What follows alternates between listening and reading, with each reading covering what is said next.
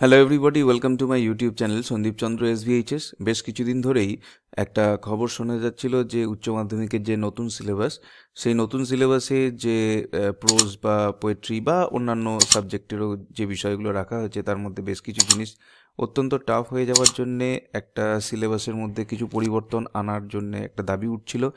সেই দাবিকেই মান্যতা দিয়ে আজকে West Bengal Council of Higher Secondary এডুকেশনের তরফ থেকে একটি নোটিফিকেশন দিয়ে বিভিন্ন সাবজেক্টে যে টপিকগুলো যেগুলো টাফ বলে মনে হয়েছে বা ইরেলিভেন্ট সেগুলোকে বাদ দিয়ে নতুন ধরনের টপিককে ইনসার্ট করা হয়েছে, কোথাও বাড়ানো হয়েছে, কোথাও কমানো হয়েছে।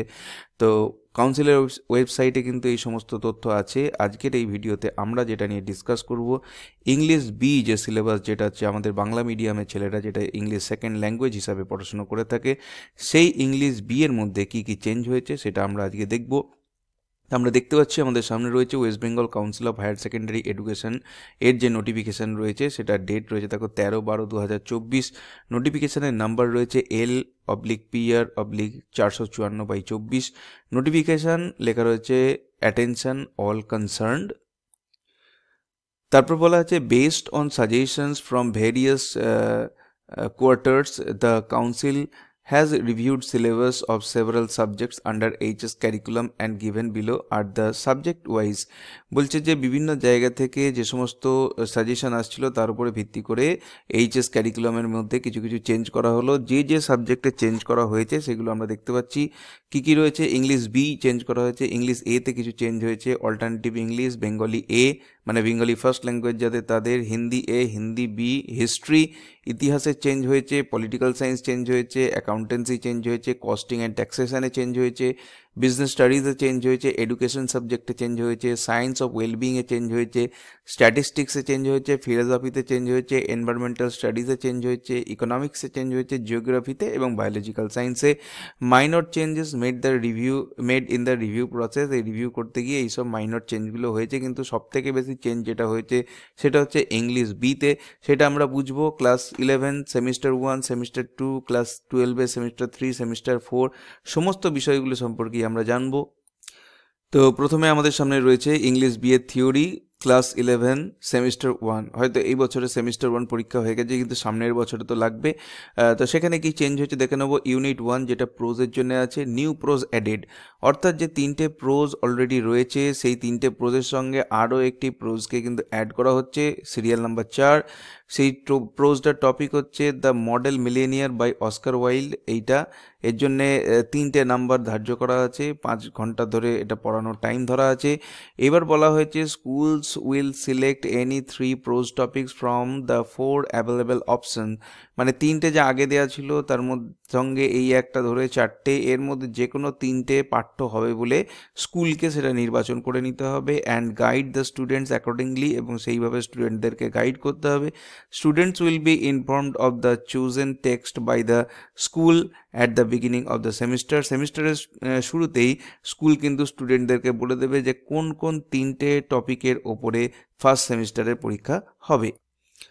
এরপরে যে ইউনিট 2 থাকছে তাতে কোনো চেঞ্জ নেই, ডাইরেক্ট ইউনিট 3তে চেঞ্জ হচ্ছে। র্যাপিড রিডার, র্যাপিড রিডারে আমরা টেলস ফ্রম শেক্সপিয়ার থেকে 3টে ওই ড্রামার যে প্রোজ ভার্সন পড়েছিলাম তার সঙ্গে আরও 2টোকে অ্যাড করে দেওয়া হচ্ছে। কি কি, the story of an hour by Kate Chopin, এটার জন্য 4 নম্বর ধরা আছে, এবং 5 দেওয়া আছে the open window by Saki, এটার জন্য 3 নম্বর ধরা আছে।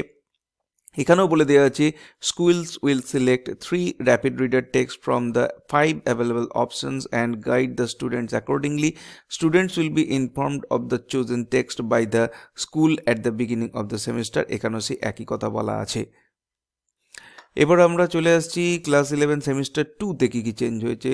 তার মধ্যে যে ইউনিট 1 আছে প্রোজ, এর মধ্যে নিউ প্রোজ অ্যাডেড, একটা নতুন প্রোজ এখানে অ্যাড হয়েছে। যে 3টে রয়েছে সেই 3টের সঙ্গে আরও একটা অ্যাড হয়েছে, সেটা হচ্ছে number 5 the fly by Katherine Mansfield.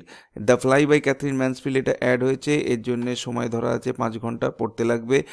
Schools will select any 3 pros topics, যে কোনো 3টে প্রোজ টপিককে সিলেক্ট করতে হবে স্কুলকে ফ্রম দ্য 5 অ্যাভেলেবল অপশান, মানে অলরেডি 4টে দেওয়া আছে তার সঙ্গে একটা যুক্ত হলো 5টা, তার মধ্যে 3টেকে সিলেক্ট করে নিতে হবে। And guide the students accordingly, স্টুডেন্টদেরকে সেইভাবে গাইড করতে হবে। Students will be informed of the chosen text by the school at the beginning of the semester, সেমিস্টারের শুরুতেই স্টুডেন্টদেরকে জানিয়ে দিতে হবে যে কোন 3টের ওপর কিন্তু পরীক্ষা হবে। এখানে ইউনিট 3, এখানে ইউনিট 2তে কোনো চেঞ্জ নেই। ইউনিট 3তে র্যাপিড রিডারের যেখানে ওই 3টে ভূতের গল্প ছিল তার সঙ্গে 2টো গল্প আরও অ্যাড হচ্ছে। নাম্বার 4 সেটা হচ্ছে কি at school 1 extract from Netaji's life and writings part 1 autobiography of Subhash Chandra Bose chapter 4 এখান থেকে নেওয়া হয়েছে। এবং 5 নম্বর যেটা সেটা হচ্ছে the parrot's tale by Rabindranath Tagore.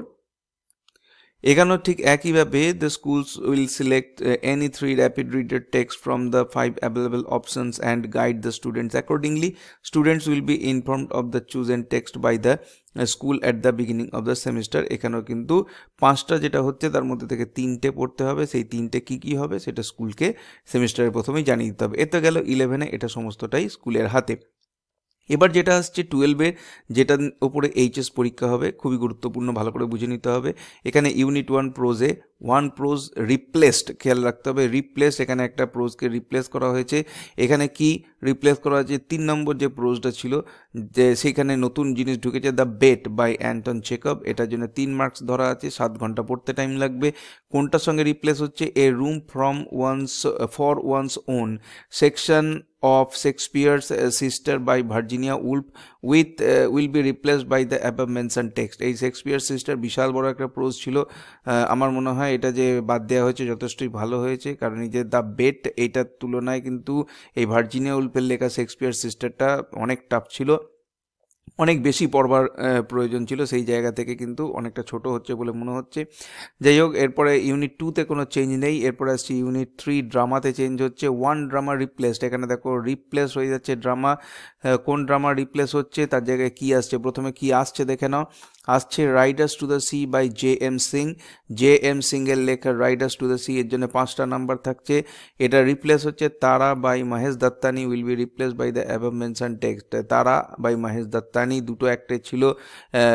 Act 1 ছিল 11-এর জন্য, 12-এর ফার্স্ট সেমিস্টার বা থার্ড সেমিস্টারের জন্য, এবং অ্যাক্ট 2টা ছিল লাস্ট সেমিস্টারের জন্যে। সেখানে তারা টোটাল ড্রামাটাই বাদ চলে যাচ্ছে, তার জন্যে তার জায়গায় riders to the sea by J M. Synge আসছে। এখানে বলা আছে students will go through the same drama in semester 3 for MCQ and semester 4 for descriptive type question respectively. বলে দেওয়া হচ্ছে এই যে রাইডার্স টু দ্য সি, এই একটাই ড্রামা থাকবে 11-এর থার্ড সেমিস্টার এবং ফোর্থ সেমিস্টারের জন্য। থার্ড সেমিস্টার যেটা MCQ টাইপের কোয়েশ্চেন হয়, সেখানে এই রাইডার্স টু দ্য সি থেকে MCQ টাইপ কোয়েশ্চেন হবে।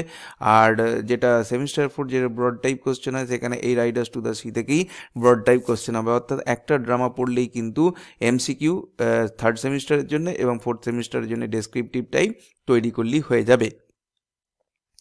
এরপরে আসছি আমরা একদম যেটা ফাইনাল পরীক্ষা 12-এর সেমিস্টার 4-এ। এইখানে দেখো চেঞ্জ যেটা হয়েছে, আগেই বলা হয়েছে ইউনিট 3তে ড্রামাতে চেঞ্জ হয়েছে, 1 drama replaced.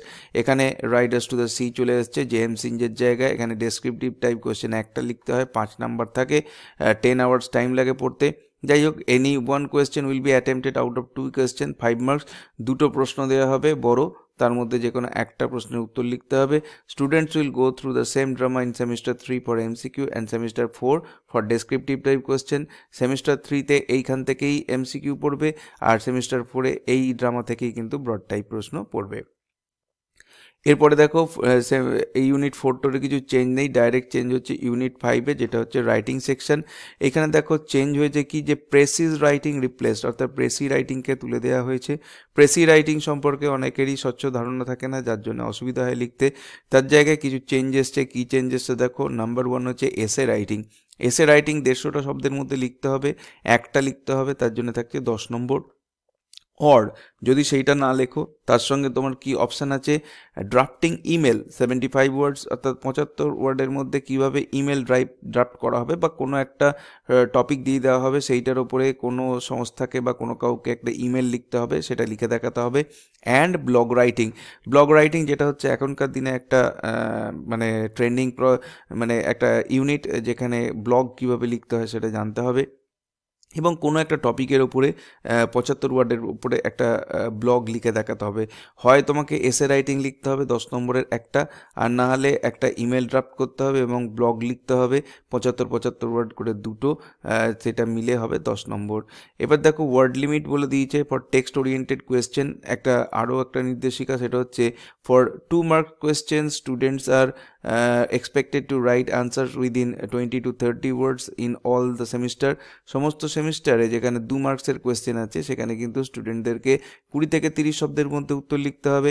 For 5 or 6 mark question students are expected to write answers within 100 to 120 words in all the semester. যে সমস্ত সেমিস্টারে ব্রড টাইপ বা ডেসক্রিপটিভ টাইপ কোয়েশ্চেন আছে সেখানে কিন্তু 5 বা 6 মার্কসের কোয়েশ্চেনের ক্ষেত্রে 100 থেকে 120 শব্দের মধ্যে উত্তর লিখতে হবে। আননেসেসারি বড় লেখার দরকার নেই, টু দি পয়েন্ট লিখতে হবে। তো এই ছিল আজকের ভিডিওর বিষয়বস্তু, যেখান থেকে আমরা জানতে পারলাম যে নতুন যে সিলেবাস ক্লাস 11-12-এর প্রকাশিত হয়েছিল 2024 সালে, সেই সিলেবাসের মধ্যেও কিছু আবার বদল এলো, যেই বদলের কথা কিন্তু West Bengal Council of Higher Secondary এডুকেশনের তরফ থেকে নোটিশ দিয়ে জানিয়ে দেওয়া হলো।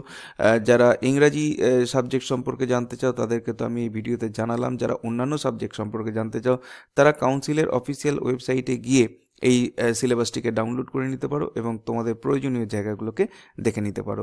ভিডিওটি ভালো লাগলে অবশ্যই এটাকে একটা লাইক করো, চ্যানেলে নতুন এসে থাকলে চ্যানেলকে সাবস্ক্রাইব করার সাথে সাথে পাশের বেল বাটনে প্রেস করো, যাতে করে পরবর্তীকালে এই ধরনের ভিডিও লিঙ্ক তোমরা সরাসরি পেতে পারো। দেখা হবে নেক্সট ভিডিওতে। Till then goodbye and thank you.